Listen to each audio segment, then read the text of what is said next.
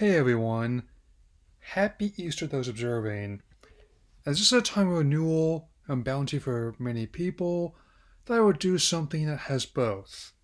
In honor of the memory of the legendary Akira Toriyama, here's a review of a grand crossover as a parting gift. Let's open out Dragon Ball cross One Piece cross Toriko as the strongest collaboration versus Glutton of the Sea.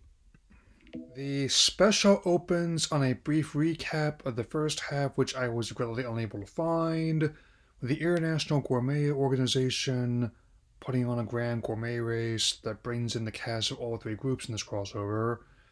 Despite a valiant effort from Goku, Luffy, and Toriko, it's Hercule Satan that wins. I say just let him have it, as I sometimes do. Hardly the first time a bloviating man took center stage, Hulk Hogan exists after all. As all three casts partake in the celebratory meal of carrot sizzle cattle, trouble is brewing below the water's surface, in the form of the eponymous Glutton of the Sea. Toriko's portion hasn't seen official English release due to rights issues. The cast were able to reprise their roles with some overlapping with all three anime. We'll talk more about that in a bit, but I just love how the casts interact. It's little details like Boo supersizing Frankie's colas, or Chopper offering a tasteless cotton candy to Tina I appreciate.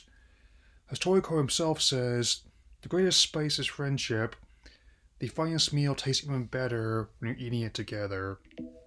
Man Sam comes clean about the IDO's true purpose. It was to draw out an akame, a fish with voracious appetite for life energy of others, in order to make the antidote for its poison. Satsuno explains the fish must be caught and cooked within 30 minutes. How convenient. Just enough time for this crossover. Piccolo, Sanji, and Cotton engage Big Chew.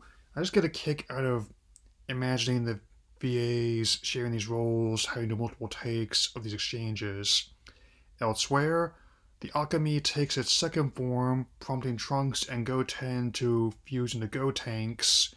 Frankie uses his General Frankie mech to get close to the fish, avoiding direct contact, until he exits the mech and gets touched anyway with Gotenks lampshade. Oops.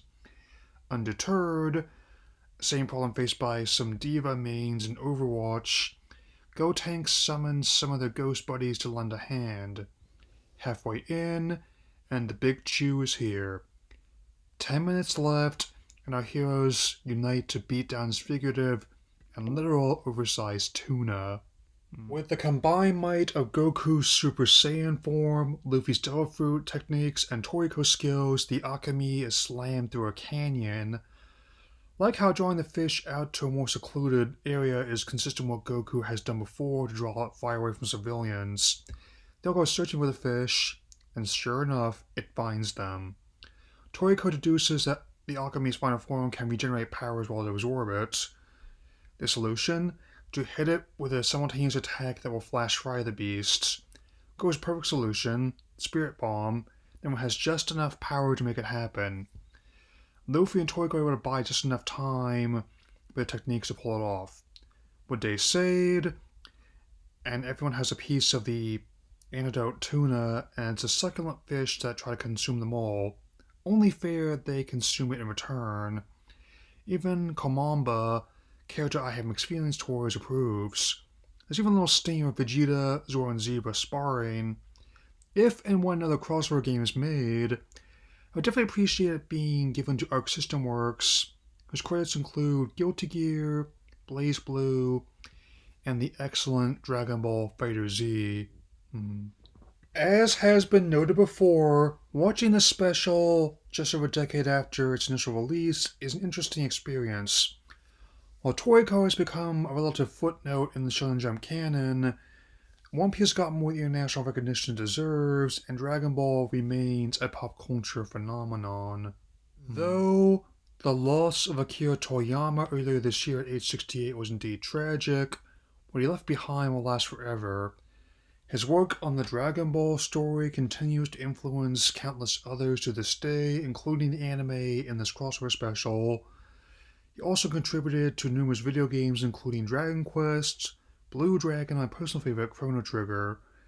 The Dragon Ball Daima and the adaptation of Sandland seem released posthumously. I like to think of him being with Kami now, and leaving a vast legacy as a parting gift.